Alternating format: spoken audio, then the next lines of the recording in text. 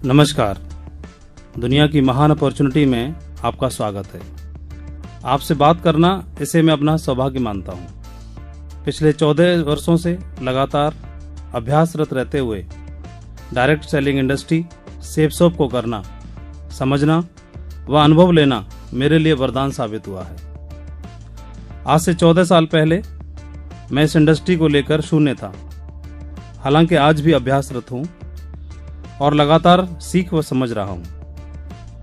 मैंने अनुभव किया है कि हम सिर्फ किताबों से ही नहीं सीखते, दूसरों को सुनकर ही हमारा अनुभव नहीं बढ़ता, बल्कि हम लोगों के बीच में जाकर व उनसे रूबरू होते हुए भी सीखते हैं। और इसी क्रम में मेरा भी सीखना लगातार जारी है।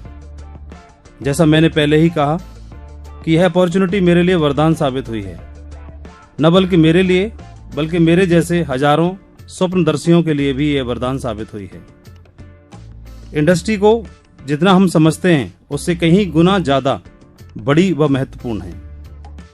ये इंडस्ट्री आज के समय की मांग है और आने वाले समय के लिए वरदान है। मैं अपने बारे में बात करूं तो सेपसॉप जैसे बिजनेस को करना व इतने विजनरी डायरेक्टर्स का साथ होना, ये मेरे लिए संयोग ही था, या यूं कहूं तो तोहफे की तरह था। लेकिन 14 साल तक लगातार बने रहना व इतनी अद्भुत सफलता लेना, यह महज एक संयोग नहीं था। इस बिजनेस को जब ज्वाइन किया उस समय यहां से अपेक्षाएं बहुत ज्यादा न थीं, लेकिन इसके बावजूद मुझे अपार सफलता व अनुभव प्राप्त हुआ। इसका श्रेय मैं यहां पर रन करने वाले सिस्टम को देना चाहूंगा। सिस्टम के स्वरूप ने मेरे माइंडसेट को बदल कर रख दिया। इस बिजनेस में बड़ी सफलता पाने के लिए एक अच्छा अपलाइन होना बहुत जरूरी है, ऐसा मैंने फील किया है। मैं सौभाग्यशाली रहा कि मुझे शुरुआत से ही दो ऐसे व्यक्तित्व की संगत मिली जो सिस्टम के ट्रू फॉलोवर थे, श्री ओम प्रकाश जी और श्री नरसिंह ग्रेवाल जी के रूप में। ऐसा बोला जाता है कि जो आपकी आंखें देखती हैं वह कान लगातार सुनते हैं, वो आपकी माइंड प्रोग्रामिंग कर देते हैं। वैसा ही ये दोनों ही व्यक्तित्व डिफेंस बैकग्राउंड से थे, मतलब अनुशासन के पक्के। ये हमेशा मीटिंग्स में टाइम से पहले होते थे। मैं इनको बहुत ही गौर से देखा करता था, नोट करता था, और मैं आपके साथ जरूर कुछ चीजें शेयर करना चाहूंगा कि किस तरह से मैंने इसमें शुरुआत की और किस तरह से मैं धीमे धीमे करके एक एक पायदान चढ़ा। जैसा मैं आपके साथ शेयर कर रहा था कि ये दोनों डिसिप्लिन के बहुत पक्के थे, हमेशा मीटिंग में टाइम से पहले होते थे, ट्रेनिंग में हमेशा समय से पहले पहुंचते थे। हालांकि वो सीनियर थे और उनको हक था लेट आने का मीटिंग में, लेकिन शायद मुझे लगता है कि उनकी फौज की ट्रेनिंग का डिसिप्लिन उनको स्वतः ही समय पर ला देता होगा। ये सब मैं वॉच करता था। वो हमेशा ही कपड़े जो पहनते थे नित नए नहीं होते थे, लेकिन उनका एक सलीका होता था पहनने का, जो कि बहुत ही आकर्षक होता था। वो जब भी मंच पर होते थे सभी सुनने वाले मंत्रमुग्ध हो जाते थे। मुझे लगता है कि वो तैयारी करके आते होंगे शायद। मैं बारीकी से नोटिस करता था, चूंकि मैं एजुकेशन फील्ड से था। मंच पर रहना, लोगों से बात करना, इन सारी चीजों को मैं समझता था। मैं नोटिस करता था कि सर लोगों से ढेर सारे लोग हाथ मिलाते थे, तो वो सभी जेंट्स से हाथ मिलाते व गले मिलते थे, लेकिन लेडीज एसोसिएट को हाथ जोड़कर ही नमस्कार करते थे। उनसे भी जो महिलाएं उनसे हाथ मिलाना चाहती थीं। इन सारी चीजों को मैं बहुत नोटिस करता था। उनके अंदर डिसिप्लिन बहुत ज्यादा था, साथ ही केयरिंग की भावना भी बहुत ज्यादा थी। मुझे याद है कुछ एक सप्ताह तक मैं एब्सेंट था, तो ओम प्रकाश जी मेरे घर पर ही पहुंच गए सुध लेने के लिए और मुझे मोटिवेट करते रहे। उनका जोश, एक्साइटमेंट देखते बनता था। वो जब भी मीटिंग में आते थे, मीटिंग में एक माहौल बन जाता था और हमेशा ही टीम के सभी लोग उनका वेट किया करते थे और उनकी डिमांड भी करते थे। इन सब चीजों ने मेरे माइंड की प्रोग्रामिंग कर दी। मुझे लगा कि मैं कर पाऊं या ना कर पाऊं, लेकिन इतने मेहनती लोगों के साथ रहूंगा तो मेरा कुछ न कुछ तो हो ही जाएगा। तो मैं भी लग गया अपनी जिंदगी बनाने के लिए, संवारने के लिए। शुरुआत में ग्रेवाल जी जॉब में थे, लेकिन मैं देखता था कि वो उसमें से भी समय निकालते थे, हमेशा इस बिजनेस को प्रायोरिटी पे रखते थे और टीम का साथ देने के लिए कभी भी हिचकिचाते नहीं थे। मेरे को भी उन्होंने बोला कि मैं कंधे से कंधा मिला के साथ में काम करेंगे, और हुआ भी यही। एक सर्टेन टीम बन जाने के बाद वो फुल टाइम आ गए और हमारे साथ कंधे से कंधा मिलाने के लिए शुरुआत कर दी। धीरे धीरे मेरी भी शुरुआत हो गई सफलता की ओर अग्रसर होने की। इस दरमियान में मैंने सीखा कि सिस्टम को फॉलो करना और एक्साइटेड रहना कितना महत्वपूर्ण है। मैं बात करूं शुरुआत के दिनों की, तो मुझे गोल्ड बनने के बाद एक जयपुर में एक वर्कशॉप अटेंड करने का मौका मिला, के रॉयल डेज में। वहाँ कंपनी के डायरेक्टर साथ में थे, 1 नाइट का वर्कशॉप था। मुझे वहाँ पर ये मौका मिला उनके साथ में रहने का, समझने का, नज़दीकी से सारी चीज़ों को समझने का, किसी भी मीटिंग का मैनेजमेंट कैसा हो, ये सब मैंने वहाँ से सीखा। विज़न क्या होता है ये मुझे जानने का मौका मिला। ये वर्कशॉप मेरे लिए यू टर्न साबित हुआ। मैं अंडरलाइन करना चाहूँगा, इस तरह के वर्कशॉप जब भी आपको मौका मिले अटेंड करने के लिए, कभी भी आप चूकना मत। ये आपकी ज़िंदगी में भी यू टर्न साबित करने वाले हो सकते हैं। यहाँ पर मुझे 2 करिश्माई व्यक्तित्व से मिलने का मौका मिला। एक मेरे रूम पार्टनर थे श्री राजीव चतुर्वेदी सर के रूप में, और दूसरे बहुत ही अद्भुत पर्सनैलिटी श्री संजय जैन जी। इन दोनों से मेरी रूबरू मुलाकात हुई और मैं इनसे मिलकर के बहुत ही ज़्यादा प्रभावित हुआ। श्री राजीव चतुर्वेदी सर सीनियर होने के बावजूद भी उन्होंने मुझे बराबर का सम्मान दिया व कंफर्टेबल फील कराया।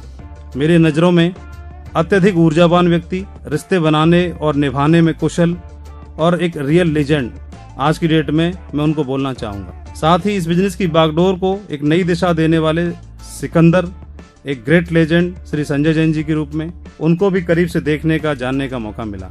उनसे मिलने के बाद मेरा विश्वास बहुत बढ़ गया।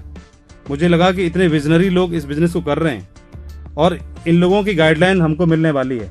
मैंने देखा कि वो इतने अत्यधिक सफल क्यों हैं।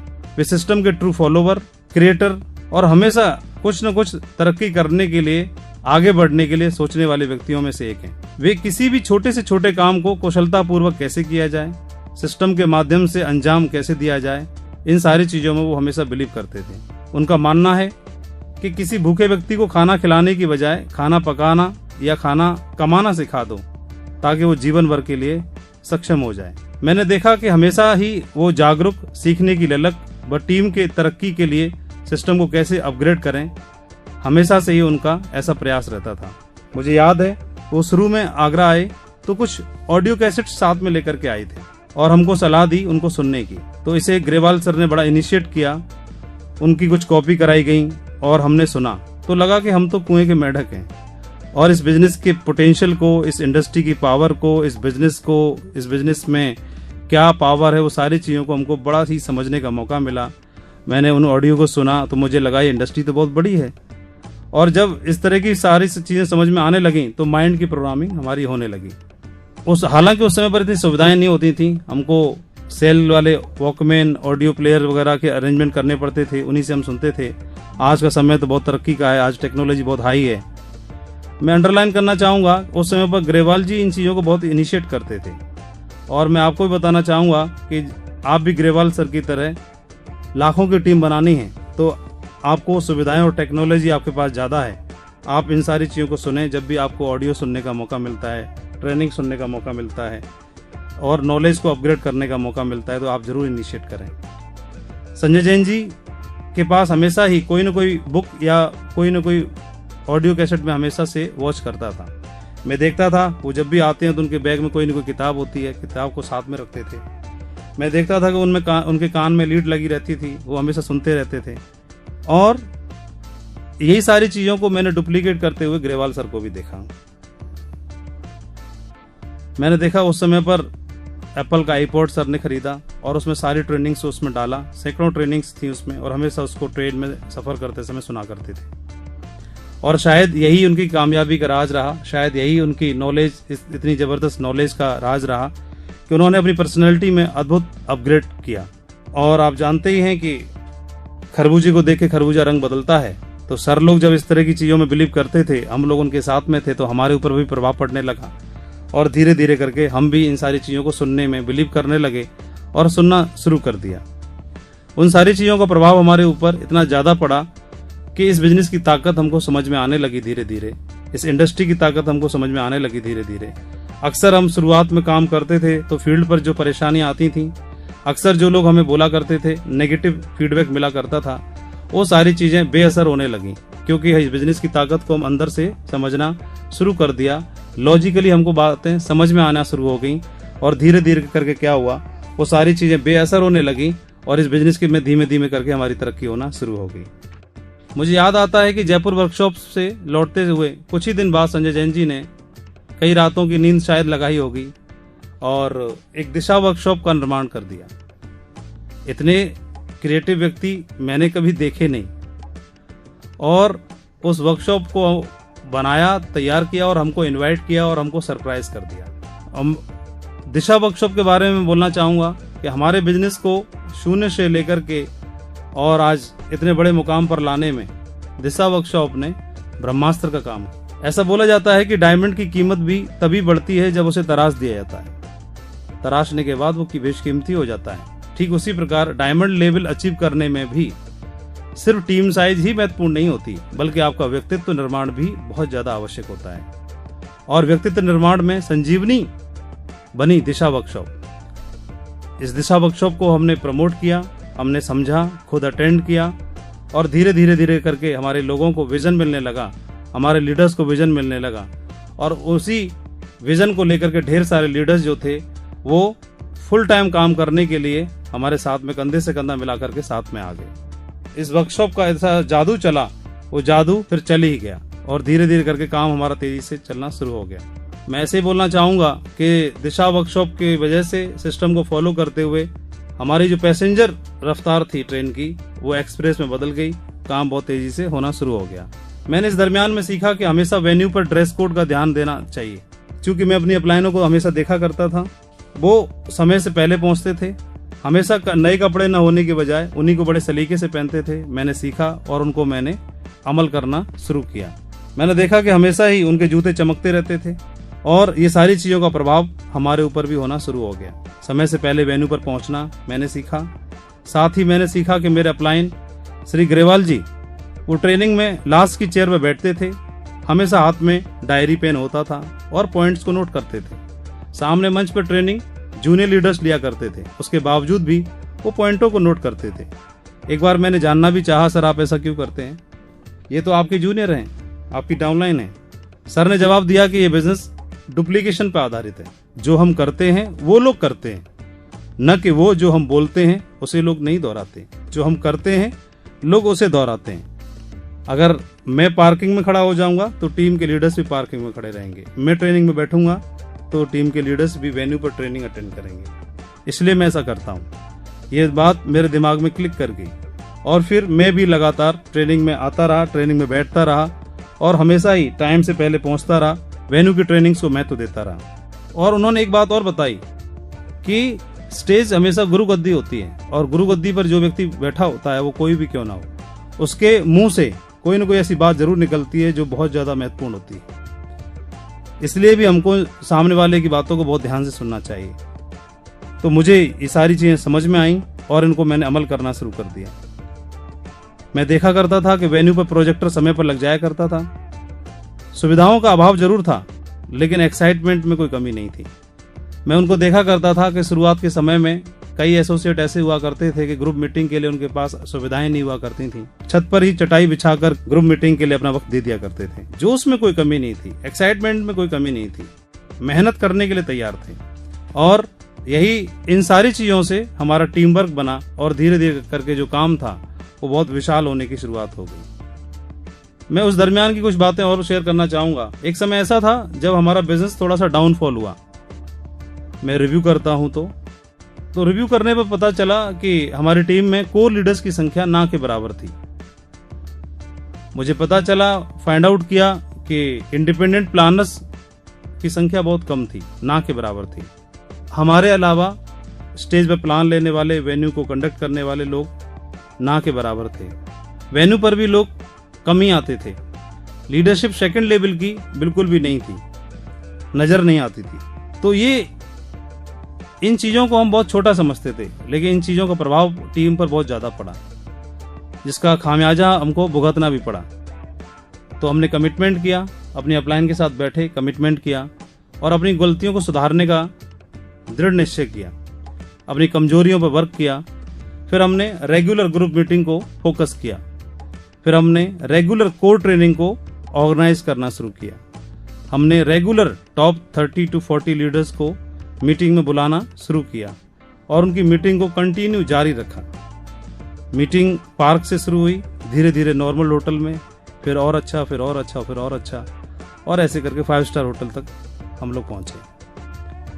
हमने टूल्स प्रमोशन को विशेष ध्यान दिया। हमने सिस्टम को फर्स्ट रखा, अपनी अपलाइन को फर्स्ट रखा, सिस्टम को प्रमोट किया, अपनी अपलाइन को प्रमोट किया, और धीरे धीरे करके चमत्कार ये हुआ कि हम भी प्रमोट हो गए। हमने सेकंड लाइन लीडरशिप को और थर्ड लाइन लीडरशिप को भी निखारा, प्रमोट किया। हमने जिम्मेदारी को समझा, निभाया। मुझे लगा कि जहां से मेरी आईडी शुरू होती है वहां से दोनों लेगों की जिम्मेदारी मेरी है और सारी की सारी जिम्मेदारी मेरी है। ये जिम्मेदारी को समझा, उसका एहसास हुआ, और धीरे धीरे करके फिर से जो कारवां था वो बड़ा हो निकला। इस घटना को मैं ऐसे बताना चाहूंगा मेरे शब्दों में, वो एक समय जो आया, जो डाउनफॉल हुआ, तो ऐसे मैं मानता हूं कि इस बिजनेस को जिस सोच के साथ मैं कर रहा था, तो शायद मैं ऐसे समझता हूं कि एक व्यक्ति है जो 2 मंजिला एक बढ़िया खूबसूरत इमारत बनाना चाहता है, तो 2 मंजिला इमारत बनाने के लिए उसकी नींव भी उसी प्रकार से भरी होगी उन्होंने, और तैयारी बेसमेंट की भी उसी हिसाब से की होगी, और वो 2 मंजिल का निर्माण होना शुरू हो गया। लेकिन ये मेरी चाहत थी, तो शायद मैं इतनी से छोटे ड्रीम के साथ काम कर रहा था, लेकिन शायद ईश्वर को कुछ और ही मंजूर था। उसको लगा था कि शायद इसकी मंजिल इमारत जो है वो 2 नहीं बल्कि 100 होना चाहिए। तो 2 मंजिला इमारत की जो बेसमेंट होती है, बेस होती है, नींव होती है, और 100 मंजिला इमारत की में अंतर तो होता ही होगा। और शायद ईश्वर को लगा कि इसके जो सपने हैं या ये डिजर्व करता है बहुत ज्यादा, और इसके लिए उन्होंने क्या किया, पुराने वाले बेस को, पुराने वाली नींव को हटाया और साइड किया। उसके बाद में फिर से एक नई नींव, नया स्ट्रक्चर, नए बेसमेंट का निर्माण हुआ, और एक बड़ी टीम बनानी थी। मैं तो बहुत ही 2, 4, 5 हजार की छोटी सी सोच के साथ आया था, लेकिन शायद ईश्वर को मंजूर था कि ये टीम 2, 4, 5 हजार की नहीं बल्कि लाखों में जानी चाहिए, और ऐसा हुआ भी। और उसका परिणाम ये हुआ कि फिर से हमने नई जिम्मेदारी के साथ दोबारा से शुरुआत की। जो गलतियां थी उन पर काम किया, कमजोरियों पर काम किया, और काम करने के बाद दोबारा से नई ऊर्जा के साथ, फुल प्लानिंग के साथ काम करने की शुरुआत कर दी, और उसका परिणाम आज आपके सामने है। हमने 3 कार्डिनल रूल के महत्व को समझा। हमारे अपलाइन हमेशा, संजय जैन जी आते थे, वो हमेशा ही 3 कार्डिनल रूल के महत्व को समझाते थे और बताते थे कि जो व्यक्ति लॉन्ग टर्म का बिजनेस करना चाहता है, जो लाखों की टीम खड़ा करना चाहता है, एक जो बहुत लंबा जाना चाहता है, उनको 3 कार्डिनल रूल को समझना चाहिए और उन्हीं को फॉलो करना चाहिए। वो हमेशा सिस्टम के भक्त थे, सिस्टम को प्रमोट करते थे, सिस्टम की बातों को प्रमोट करते थे। वो बताते थे कि आप अपने उपस्थिति में जितना बड़ा बिजनेस कर पाते हैं, उतना ही बिजनेस अगर आपकी अनुपस्थिति में होता है तो ये ज्यादा बड़ी जीत है, ये हमारी ज्यादा बड़ी सफलता है।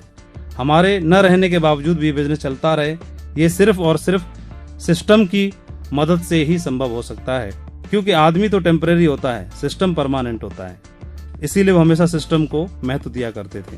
हमने वेन्यू डेवलप किए, सिटी होस्ट नियुक्त किए, हमने अपने आप पर काम किया, खुद को कभी बड़ा नहीं बनाया और ना ही खुद को प्रमोट किया। हमेशा सिस्टम को बड़ा बनाया, सिस्टम को ग्रेट बनाया, और ग्रेट होता भी है सिस्टम, और सिस्टम को ही प्रमोट किया। कभी नेटवर्क में क्रॉस लाइन को बढ़ावा नहीं दिया, क्योंकि इन सारी चीज़ों को हमने समझ लिया था। हमने कई बार बड़े बड़े नेटवर्कर्स के ऑडियो को सुना, उनकी किताबों को पढ़ा, सुना, समझा, देखा। इस इंडस्ट्री के ऊपर जो कई सारी किताबें थी, उन किताबों को पढ़ने की शुरुआत की, और तो उनसे हमारी सोच विकसित हुई। हमने कई बार अपना दिमाग लगाने का सोचा भी, मन भी किया, लेकिन लगाया नहीं। Always system first, upline first. हमेशा थर्ड पार्टी के लिए अपनी अपलाइन को साथ में रखा और उनका सहयोग लिया, और इसी दरमियान में ढेर सारे अनुभव मिले। वो अनुभव खट्टे भी थे, कुछ मीठे भी थे। हमको बहुत सारी चीज़ों से सीखने के लिए मिला, लेकिन बहरहाल हमारा बिजनेस चलता रहा। इस बिजनेस में हम डटे रहे और आज आपके सामने हैं। हमने बहुत कुछ सीखा, और कई बार हमको मालूम नहीं था कि हम सीख रहे हैं। काम करते करते हमने सीखा। कई बार अपलाइन का सिखाने का तरीका कुछ अलग होता है, सिस्टम का सिखाने का तरीका कुछ और होता है, अलग होता है। मुझे याद है कि एक बार ओम प्रकाश जी और संजय जैन जी के साथ में मुझे गुजरात ट्रिप पर जाने का मौका मिला। वहाँ पर मैंने बिजनेस का एक विशाल स्वरूप देखा। क्रॉस लाइन लीडर्स को को लाइन लीडर्स के साथ देखा कि वो किस तरह से काम करते हैं, उनके काम करने के तरीके को समझा। वहाँ से एक सोच विकसित हुई, वहाँ से बहुत कुछ सीख करके आए, एक बड़ा विजन लेकर के आए कि हम भी इतना बड़ा काम खड़ा करेंगे। कई बार ऐसा होता है कि कभी कभी प्रकृति आपके साथ आपके हिसाब से नहीं करती, हमारे अनुकूल नहीं करती, लेकिन हम जानते हैं कि जो भी करती है हमेशा अच्छा करती है। तो कई बार मुझे ऐसे लगा कि मेरे साथ जो कुछ हो रहा है वो ठीक नहीं हो रहा। लॉन्ग टर्म में मेरे लिए वो हमेशा सब कुछ अच्छा ही साबित हुआ। हमने हर चैलेंज को अपॉर्चुनिटी में कन्वर्ट कर दिया। चूंकि हमारे अपलाइन हमारे साथ में थे, सिस्टम के में साथ में था, तो कई सारे चैलेंज जिनको हम चैलेंज समझते हैं वो चैलेंज हमारे लिए अपॉर्चुनिटी साबित हो गए। शुरुआत के दिनों की कुछ बातें आपके साथ शेयर करना चाहूंगा। मैं जब काम करता था तो मेरे ही समकक्ष एक लीडर हुआ करते थे, तो हमेशा कुछ न कुछ उनको प्रॉब्लम हुआ करती थी और बात बात पे वो झगड़ते थे और अक्सर ही कोई न कोई उनका इश्यू बना रहता था। तो मैं उनकी कंप्लेंट करता अपनी अपलाइन से। तो उन्होंने बोला कि माधव जी, इतना बड़ा काम कर जाओ आप कि इन लोगों से आप दूर अपने आप ही होते चले जाओगे। और हमारे साथ हुआ भी यही कि हम धीमे धीमे करके काम पर अपने फोकस किया, उन लोगों पर ध्यान नहीं दिया बल्कि अपने काम पर ध्यान दिया, और काम पर ध्यान दिया तो आज वो लोग कहीं दूर तक नजर नहीं आते, लेकिन हमारा काम बहुत बड़ा खड़ा हो गया। एक बार की बात है कि किसी बाहर के शहर में वेन्यू सिटी का एड्रेस हमें चाहिए था। हमारे कुछ लीडर्स को डिमांड थी कि वहाँ का एड्रेस अगर मिलेगा मीटिंग का, वेन्यू का, तो अच्छा रहेगा। अपलाइन के थ्रू हमने जानने की कोशिश की, तो जो वहाँ पर वेन्यू ऑपरेट करते थे उनको शायद कंफर्टेबल फील नहीं हुआ। तो हमारी अपलाइन ने समझाया कि भाई कब तक दूसरों के कंधों पर बंदूक चलाओगे, कब तक दूसरों के भरोसे बैठे रहोगे। अपनी जिम्मेदारी खुद ही समझो, अपनी जिम्मेदारी समझो और दृढ़ निश्चय करो। इस बात ने थोड़ा सा हमको झकझोर दिया और मैंने कमिटमेंट किया कि ठीक है सर, आज के बाद हम डिपेंडेंट नहीं रहेंगे, किसी के भरोसे नहीं रहेंगे, पूरे भारत में अपने वेन्यू चलाएंगे, जिम्मेदारी लेंगे। और हुआ भी वही। उस दिन के बाद कभी भी हमको किसी का एड्रेस जानने की जरूरत नहीं पड़ी। हमने हमारे लीडर्स के साथ मिलकर के पूरे भारत में वेन्यू खोले और परिणाम आपके सामने है। मैं एक बार लखनऊ गया तो वहाँ पर एक लीडर हुआ करते थे। उस समय पर मेरा काम ज़्यादा अच्छा नहीं चल रहा था, तो उन्होंने मुझे ऑफर किया एक नई आईडी देने का। मुझे लगा कि क्या ये नौबत आ गई है भाई। तो मेरी नज़रों में उसने मुझे मोटिवेट कर दिया। अब तक मैं दृढ़ संकल्पित नहीं था, लेकिन उन्होंने ऐसा व्यवहार करने के बाद मैं बहुत ज़्यादा मेहनत करने के लिए तत्पर तैयार हो गया और आकर के फिर मैंने बहुत मेहनत करना शुरू किया। परिणाम आपके सामने है। मैं आपको भी ये बोलना चाहूँगा, आपके सामने कई बार चैलेंज आएंगे, किसी भी रूप में होंगे। उनको चैलेंज के रूप में नहीं बल्कि आप अपॉर्चुनिटी के रूप में देखिए। आप वहाँ से उसको कैसे कन्वर्ट कर सकते हैं, अपने फेवर में कैसे ले सकते हैं, इस चीज़ को हमेशा आपने ध्यान रखना है, फोकस करना है। अपॉर्चुनिटी आती है लेकिन वो किसी न किसी रूप में छुपी होती है, हमको पहचानना पड़ेगा। अवसर आएगा, हमको पहचानना पड़ेगा और उसको अपने फेवर में करना होगा। आपने एक लाइन सुनी होगी, जहां चाहा वहां रहा। तो चाह तो आपकी है ही दोस्तों, चाहते तो आप हैं ही। अपॉर्चुनिटी दरवाजा खटखटाती है और आपका दरवाजा खटखटाया है तो आपकी किस्मत में भी है। बस लगे रहना है। किस्मत कैसे बुलंद होगी हमको अंदाजा भी नहीं लग पाएगा। किस्मत की बात करूं तो 2 लाइनें मैंने कहीं से सुनी थी कि हाथों की लकीरों पर यकीन मत करना दोस्त, किस्मत तो उनकी भी होती है जिनके हाथ नहीं होते। और इस बिजनेस में बने रहना आपके लिए वरदान साबित हो सकता है। इस संबंध में कुछ चीजें मैं आपके साथ शेयर करना चाहूंगा।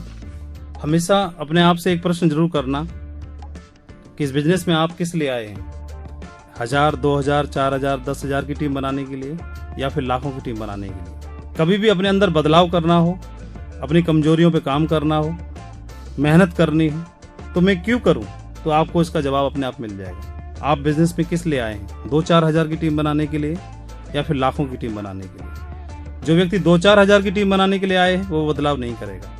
जो 2-4 हज़ार की टीम बनाने के लिए आए हैं वो कंट्रोल नहीं करेगा, वो डिसिप्लिन को फॉलो नहीं करेगा, वो सिस्टम को फॉलो नहीं करेगा। लेकिन वही व्यक्ति बदलाव करेगा जो लाखों की टीम बनाने के लिए आया है, जो विजन लेकर के आया है, जो विजनरी है, वही अपने अंदर बदलाव करेगा। अपने आप को नियंत्रित करना, अपने आप को व्यवस्थित करना सिर्फ वही व्यक्ति कर सकता है जो विजनरी है और बहुत बड़े विजन के साथ इस बिजनेस में आया है, काम कर रहा है। अपनी कमजोरियों पर काम वही करेगा जो एक महान लक्ष्य के साथ आया है, जिसका कोई एक लक्ष्य स्पष्ट है, एक स्पष्ट लक्ष्य के साथ आया है, उसके ड्रीम है, उसका कोई गोल है, उसको अचीव करना चाहता है, अपने आप को प्रूव करना चाहता है, जिंदगी में तरक्की करना चाहता है, बहुत आगे जाना चाहता है। उसके ख्वाब हैं माँ बाप के लिए, बच्चों के लिए, परिवार के लिए, पत्नी के लिए, दोस्तों के लिए, समाज के लिए, देश के लिए। वो आदमी कुछ भी करने के लिए तैयार हो जाएगा। अपनी ईगो पर भी वही व्यक्ति कंट्रोल करेगा जो बहुत बड़े लक्ष्य के साथ काम कर रहा है, जिसे ग्रेट लेजेंड की कैटेगरी में शामिल होना है। वरना लोग आते हैं और आकर के निकलते चले जाते हैं। आपको भी अपने साथ में सैकड़ों डायमंड बनाने हैं, श्री संजय जैन जी की तरह, श्री चतुर्वेदी साहब की तरह, श्री ग्रेवाल साहब की तरह बहुत बड़ा बिजनेस एम्पायर खड़ा करना है। तो हम देख पाते हैं कि आज इस बिजनेस के लिए वो रोल मॉडल बने हुए हैं। तो आने वाले समय में आप भी लोगों के लिए रोल मॉडल बनने वाले हैं। वही लोग अपने अंदर बदलाव करने के लिए तैयार रहेंगे जो बहुत बड़े लक्ष्य के साथ काम कर रहे हैं। और मुझे पूरा मालूम है, भरोसा है कि आप लोगों का भी बहुत बड़ा लक्ष्य है, आप लोग भी एक बहुत बड़े मिशन के लिए काम कर रहे हैं। आप लोगों के साथ भी एक जिम्मेदारी है और मैं इस बात के लिए आपको सभी को शुभकामनाएं देना चाहूंगा। इस बिजनेस को करने के लिए हमेशा 3 कार्डिनल रूल और 3 पावर्स को समझना बहुत जरूरी है। 3 कार्डिनल रूल को समझिए। 3 कार्डिनल रूल को समझ करके उसको फॉलो करके ही आप एक बहुत बड़ा एम्पायर खड़ा कर सकते हैं। 3 पावर्स को बार बार समझाया जाता है। इन 3 पावर्स को समझ करके ही बहुत बड़ा काम खड़ा किया जा सकता है। 3 पावर्स: एकता की शक्ति, बोले हुए शब्दों की शक्ति और समर्पण की शक्ति। ये 3 पावर्स हैं, इन पर जिस व्यक्ति ने काम कर लिया वो व्यक्ति बहुत बड़ा बिजनेस खड़ा कर सकता है और अपनी जिंदगी में भी बहुत बड़ी कामयाबी हासिल कर सकता है। इनको समझना है अच्छे से, और मैंने भी यही किया। मैं हमेशा ही जब भी ट्रेनिंग्स में जाता था, किताबें पढ़ता था, तो मैंने उन किताबों को समझा, इन कार्डिनल रूल्स को समझा, 3 पावर्स को समझा, और उसका असर नेटवर्क में भी देखने के लिए मिलता है। मैं और मेरे साथ में ढेर सारे लीडर्स हैं जो हमारे साथी हैं, जिन पे आज मुझे बड़ा ही फक्र महसूस होता है।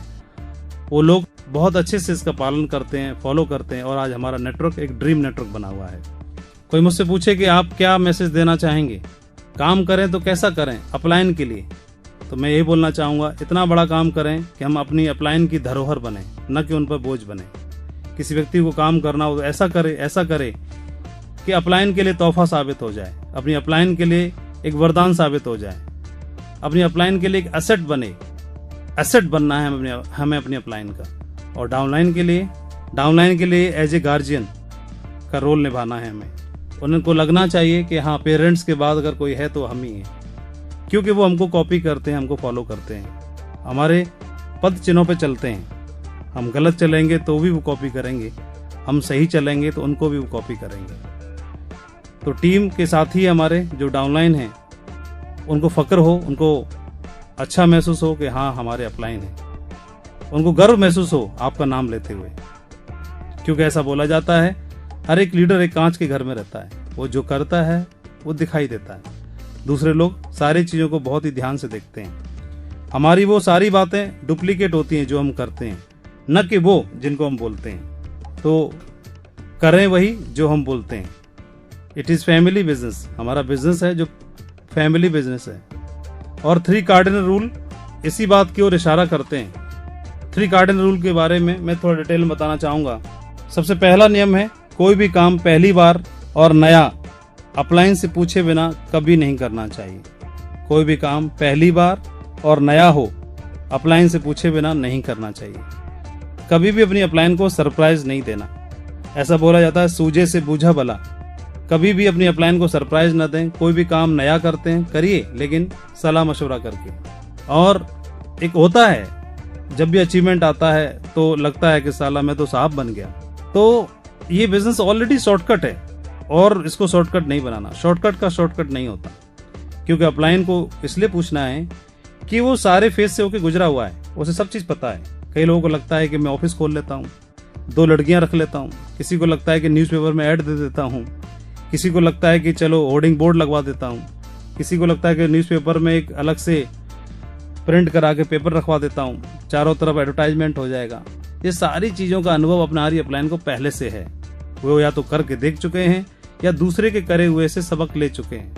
उनको पता है इस बिजनेस को कैसे बढ़ाना है। ग्रेवाल साहब आज इतना बड़ा बिजनेस खड़ा कर चुके हैं, संजय जैन साहब इतना बड़ा बिजनेस खड़ा कर चुके हैं, तो उनको स्टेप स्टेप का पता है।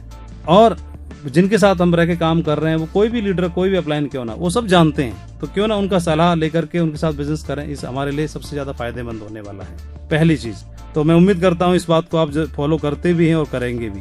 दूसरा, never pass negative to downline and cross line. हमारे बिजनेस में कुछ भी नेगेटिव डिस्कशन करने के लिए डाउनलाइन के साथ या क्रॉस लाइन के साथ करना ठीक नहीं होता। और लेकिन डिस्कस करें तो किससे करें? अपलाइन से। तो ये भी याद रखें, अपलाइन भी हमारा कोई डस्टबिन नहीं है कि वहां लिया और जाके पटका कूड़ा। बी और अपलाइन एसेट, अपनी अपलाइन का हमें एसेट बनना है। तो कोई बात लगती है उसको हम डिस्कस करें, अपनी अपलाइन के साथ डिस्कस करें, लेकिन कभी भी किसी भी संबंध में अपनी अपलाइन के अलावा डाउनलाइन से, क्रॉस लाइन के साथ कभी भी बिजनेस को डिस्कस न करें। खासतौर पर क्रॉस लाइन के लीडर्स के साथ कभी भी हम बिजनेस डिस्कस न करें। केवल हाय, हेलो, नमस्ते, गले मिलना और जो भी हमारी फॉर्मेलिटी होती है वो जरूर करें, लेकिन इसके अलावा कभी बिजनेस को पर्सनल बातें कभी डिस्कस न करें। और तीसरी चीज, कभी भी किसी व्यक्ति की ईगो को हर्ट न करें। ईगो को हर्ट करना मतलब हमको लगा, जोश आ गया, किसी फंक्शन में से अटेंड करके आए, बहुत ही ज्यादा कॉन्फिडेंट हैं, सामने वाले व्यक्ति को प्लान दिखाने के लिए गए और उसने बोला नहीं सोच के बताऊंगा, तो लगा कि इसको सोचता ही रहेगा जिंदगी भर। तुम्हारे दरवाजे पर हेलीकॉप्टर लाके खड़ा करूंगा तभी समझ में आएगा क्या? तभी तुम्हारे अकल के दरवाजे खुलेंगे क्या? तब जुड़ोगे क्या? तो उसकी ईगो हर्ट हो सकती है। हमने किसी की ईगो को हर्ट नहीं करना, हमेशा अपने दरवाजे सभी के लिए खुले रखने हैं। इसके अलावा किसी लोगों के, टीम के लोगों के पैसे से खिलवाड़ भी नहीं करना है। कभी भी भूल करके भी उस पैसे का इस्तेमाल अपने लिए नहीं करना। डिमांड ड्राफ्ट का पैसा, सेल का पैसा, प्रोडक्ट का पैसा उसी के लिए जाना चाहिए। कभी लगा कि इस पैसे को अपने पर्सनल यूज में ले लूं, इवन बाइक में, कार में उस पैसे से कभी अपने लिए पेट्रोल भी नहीं डलवाना चाहिए। इवन मोबाइल रिचार्ज भी नहीं करना चाहिए। इवन पर्सनल 1 रुपया भी पर्सनल काम में यूज नहीं करना चाहिए। ना ही किसी के साथ लेन देन होना चाहिए। हमारा बिजनेस, हमारे बिजनेस के एथिक्स इनके लिए अलाउ नहीं करती हैं। ये बिजनेस ऑलरेडी एक बिजनेस चल रहा है, दूसरा बिजनेस खोलने से कोई फायदा नहीं। हमने देखा है 14 सालों में बहुत सारे लीडर्स जो ग्रेट लीडर बन सकते थे, ग्रेट लेजेंड बन सकते थे, बहुत लंबा सफर तय कर सकते थे, लेकिन छोटी सी कमी को कंट्रोल न कर पाने की वजह से उनका बिजनेस एम्पायर खराब हो गया। उनके आपस के रिलेशन खराब हो गए और वो यहाँ से निकलते चले बने। मैं आपको यही सलाह देना चाहूंगा कि कभी भी पैसे का लेन देन हमारे बिजनेस में बिल्कुल भी चलता नहीं है, अलाउ नहीं करता है। और तीसरा है, पहला ईगो, दूसरा मनी और तीसरा स्पाउस। ये फैमिली बिजनेस है।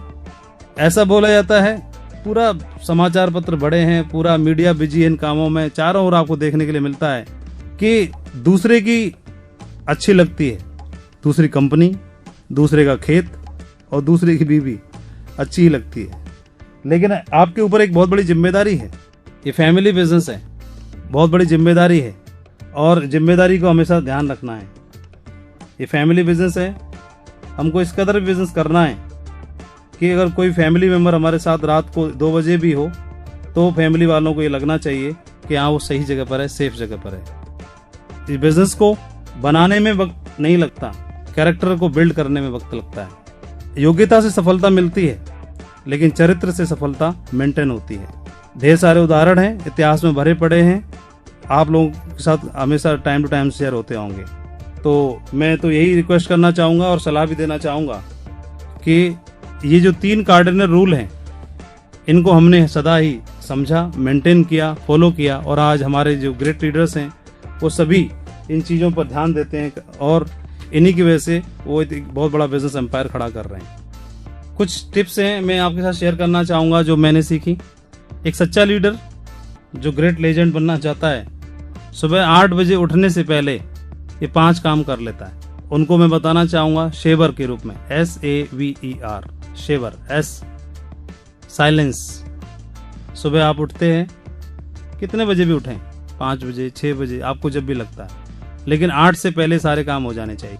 उठते ही भागा दौड़ में न लग जाएं, उठते ही फोन उठाया व्हाट्सएप चेक न करने लग जाएं, उठते ही तुरंत कॉल रिपोर्टिंग लेना न शुरू कर दें, उठते ही बाकी कामों में न लग जाएं, उठते ही फेसबुक स्टेटस चेक करने न लग जाएं, उठते ही सबसे पहला थोड़ी देर, minute, 2 minute, 3 minute, 4 minute, 5 minute silence maintain करें। और उस साइलेंस मेंटेन करते वक्त ऊपरी शक्ति को आप धन्यवाद दीजिए, ग्रेटिट्यूड का भाव अपने अंदर लाइए कि आज जो कुछ भी है ऊपर वाले परमात्मा की वजह से है और हमको खुशियां मिल रही हैं, उनके लिए ऊपर वाले को धन्यवाद दीजिए। Silence, SA, affirmation.